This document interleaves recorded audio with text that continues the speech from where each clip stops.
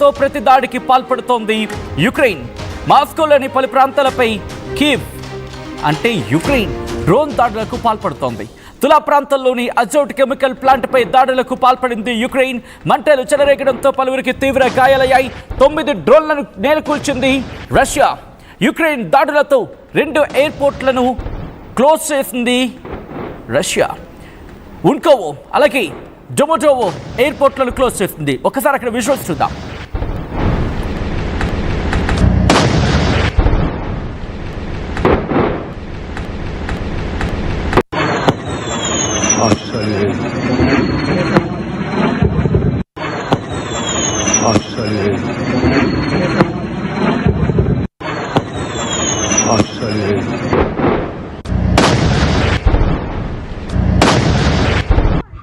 Ебать нахуй.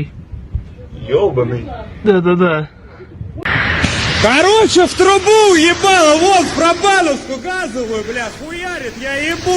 ఈ నేపథ్యంలో పలు విమానాలను రద్దు చేసింది, మరికొన్నింటి దారి మళ్లించింది రష్యా. నిన్న యుక్రెయిన్ పై డ్రోన్లు మిసైల్స్తో రష్యా దాడికి పాల్పడింది.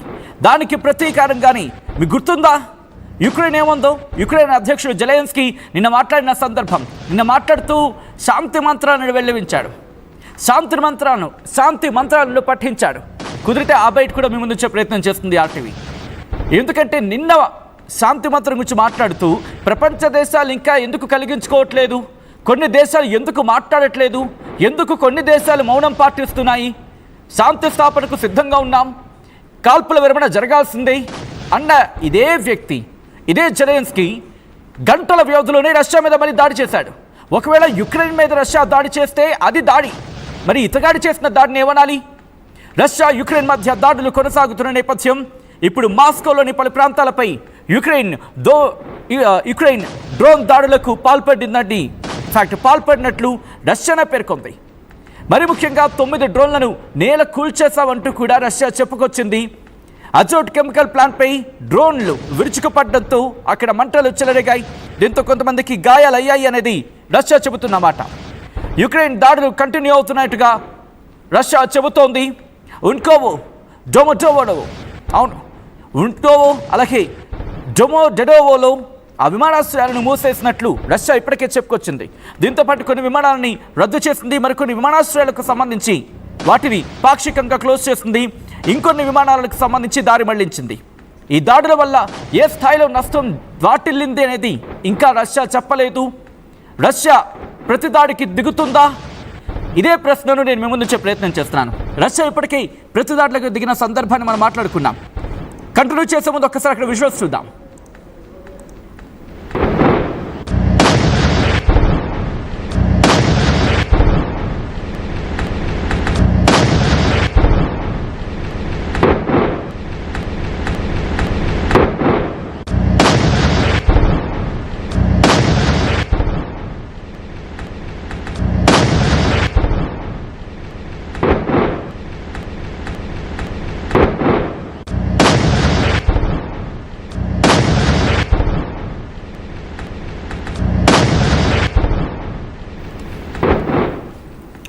విజువల్స్ మీరు చూస్తున్నారు. రష్యా మీద యుక్రెయిన్ దాడికి పాల్పడిన విజువల్స్ మీరు చూడడం జరుగుతోంది. 3 ఏళ్లు గడుస్తోంది, ఇంకా యుద్ధం కొనసాగుతోంది. ఈ నెలాఖరులో కాల్పుల విరమణకు సంబంధించి ఏవైనా చర్చలు జరుగుతాయా? మరి ముఖ్యంగా మూడోసారి 2 దేశాలు కూడా కూర్చొని మాట్లాడుకునేందుకు సిద్ధం కాబోతున్నాయి. దీనికి టర్కీ వేదిక కాబోతోంది. టర్కీ వేదికగా మూడోసారి ఈ 2 దేశాలు కూడా కూర్చొని మాట్లాడుకోబోతున్నాయి. ఇప్పుడు ఏం జరిగే అవకాశం ఉంది? మీకు గుర్తుందా నిన్న యుక్రెయిన్ అధ్యక్షుడు జెలెన్స్కీ మాట్లాడిన సందర్భం? కుదిరితే ఆ బైట్ను కూడా మీకు ప్లే చేసి వినిపించే ప్రయత్నం చేస్తాను. ఎందుకంటే నిన్న ఇటు యుక్రెయిన్ అధ్యక్షుడు జెలెన్స్కీనే చెప్పుకొచ్చాడు. ఏమని? 40 మిజైళ్లతో 400 డ్రోన్లతో రష్యానే తమపై దాడికి పాల్పడిందంటూ కూడా యుక్రెయిన్ అధ్యక్షుడు జెలెన్స్కీ చెప్పుకొచ్చిన సందర్భం. యుక్రెయిన్ అధ్యక్షుడు జెలెన్స్కీ నిన్న మాట్లాడాడు. రష్యా మా మీద దాడి చేసింది, 40 మిసైళ్లు 400 డ్రోన్లతో దాడి చేస్తున్న సందర్భంలో అప్పుడేమన్నాడు? ప్రపంచ దేశాలు ఖండించాలి, రష్యా దురాగతాన్ని అడ్డుకోవాలి, రష్యా దాడికి పాల్పడుతోంది, మేము కాల్పుల విరమణకు సిద్ధంగా ఉన్నాం, కాల్పుల విరమణకు మరి ముఖ్యంగా రష్యా మీద ఒత్తిడి తేవాలి ప్రపంచ దేశాలని అన్నాడు. అసలు శాంతి స్థాపన జరగాలి, అంటూ ఈ వైఖరిలో మాట్లాడాడు. మరికొద్దిసేపట్లో ఆ బయటని నేను ముందుంచే ప్రయత్నం చేస్తాను. ఇలా అన్న అతగాడి గంటల వ్యవధిలోని మళ్ళీ దాడికి పాల్పడ్డా? These are the disturbing visuals and this is the disturbing content. Viewer description is advise. ఈ కథను మిమ్మల్ని కాస్త కలవరపరచొచ్చు. దీనికి సంబంధించి తగిన జాగ్రత్తలు తీసుకోవాలని ఆర్టీవీ సూచించడం జరుగుతుంది. విజువల్స్ మీరు చూస్తున్నారు. నిన్నటి అవి యుక్రెయిన్ మీద రష్యా దాడికి పాల్పడిన తర్వాత తమ ఫైర్ ఫైటర్స్ రంగంలోకి దిగారు. వాటిని అదుపులోకి తీసుకొచ్చే ప్రయత్నం చేస్తున్నారంటూ కూడా నేను చెప్పిన సందర్భం. ఆ విజువల్స్ మీరు చూడొచ్చు. సో ఇది జరిగిన గంటల వ్యవధిలోని, ఇది జరిగిన గంటల రోజుల వ్యవధి కూడా కాదు, గంటల వ్యవధిలోని. అంటే యుక్రెయిన్ రష్యా మీద దాడి చేసేయచ్చు, వాళ్ళ బ్రిడ్జ్లు పేల్చేయచ్చు, వాళ్ళ వైమానిక స్థావరాలని దెబ్బతీసేయచ్చు. రష్యా మాత్రం ప్రతిదాడి చేయకూడదు. రష్యా ప్రతిదాడి చేస్తే అది దాడి, యుక్రెయిన్ దాడి చేస్తే మాత్రం దాడి కాదు. సో ఇది ప్రస్తుతం జరుగుతున్న చర్చ. ఇదే ప్రశ్నను నేను మీ ముందు ఉంచే ప్రయత్నం చేస్తున్నా. మీరు సమాధానం ఇచ్చే ప్రయత్నం చేయండి. రష్యా, యుక్రెయిన్ ఈ రెండు దేశాల్లో ఏ దేశాన్ని లేపేస్తే బెటర్? ఇది ఒక అఫ్కోర్స్ టఫ్ క్వశ్చన్ అయినప్పటికీ కూడా లేపేయడం ఇన్ ద సెన్స్, ఎందుకంటే రష్యా పర్స్పెక్టివ్లో చూస్తే వెస్ట్రన్ కంట్రీస్ ఏమంటున్నాయి?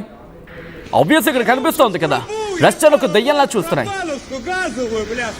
కానీ ఏషియాకి సంబంధించి మాట్లాడుకున్న సందర్భంలో యూరప్ కావచ్చు, అమెరికా కావచ్చు, ఈ రెండింటికి ఆ ప్రదేశాలకి మాత్రం రష్యా శత్రువులా కనిపిస్తోంది. ఏషియాకి మాత్రం రష్యా మిత్రువు, రష్యాను మాత్రం చాలా అనుకూలమైన మిత్రుడిగా చూస్తున్నాం, మరి ముఖ్యంగా భారత్కి సంబంధించి. ఈ నేపథ్యంలో ఏం చేయాలి?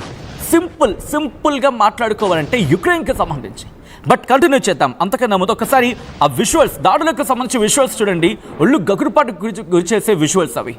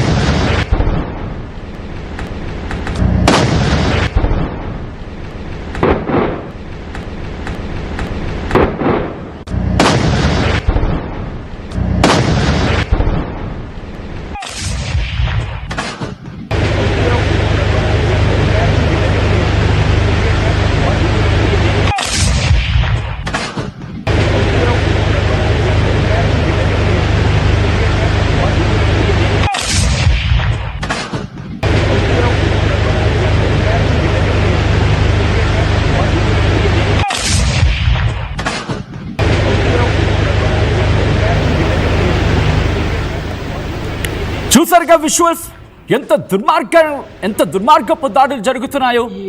అయితే ఇవి ఎవరి మీద వేసుకునే అంశానికి సంబంధించి మాట్లాడుకునే ప్రయత్నం చేద్దాం. బట్ అంతకన్నా ముందు ఈ రోజు రష్యా మీద యుక్రెయిన్ మళ్ళీ దాడికి పాల్పడిందని రష్యానే ధృవీకరించింది, రష్యానే చెప్పుకొచ్చింది. నిన్న కూడా రష్యా మా మీద దాడికి పాల్పడింది, రష్యా మా మీద దౌర్జన్యం చేసింది, 40 మిసైళ్లు 400 డ్రోన్లతో దాడికి పాల్పడిందని చెప్పి యుక్రెయిన్ అధ్యక్షుడు జెలెన్స్కీని స్వయాన ఒప్పుకున్న పరిస్థితి. ఆ తర్వాత కొన్ని శాంతి మంత్రాలు పఠించాడు. అలాంటి వ్యక్తి గంటల వ్యవధిలోనే మళ్ళీ రష్యా మీద దాడికి పాల్పడ్డాడు. కాబట్టి ఒక్కసారి నిన్న అతగాడు చూసిన బయటనే అతగాడికి వినిపించే ప్రయత్నం చేద్దాం. ఒకసారి యుక్రెయిన్ అధ్యక్షుడు జెలెన్స్కీ నిన్న మాట్లాడిన సందర్భంలో కొన్ని అంశాలను ప్రస్తావించాడు. ఒకసారి నేనేమన్నాడో చూద్దాం. Дорогі українці, українки, сьогодні увесь день тривали рятувальні роботи, аварійні роботи в різних наших регіонах та містах. Тернопіль, Луцьк, Київ і область, Полтавщина, Хмельниччина, Львівщина, Чернігівщина, Одещина, Сумщина. Загалом 80 людей постраждали, усім надано допомогу. На жаль, є загиблі. Станом на зараз відомо про 4 загиблих в Києві та в Луцьку. Мої співчуття рідним та близьким. Під завалами ще можуть бути люди. Загиблі в Києві – це рятувальники, які прибули на місце після першого удару. І, на жаль, були вбиті повторним російським ударом. Данило Скадін, Андрій Ременний та Павло Єзгор. Пожежні рятувальники 18-ї Державної пожежно-рятувальної частини. Цинічний російський удар по звичайних містах. Більш ніж 400 безпілотників, більше 40 ракет.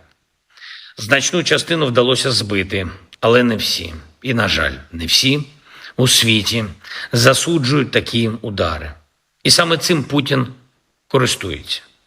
Він виторговує собі час, щоб продовжувати воювати. Росіяни постійно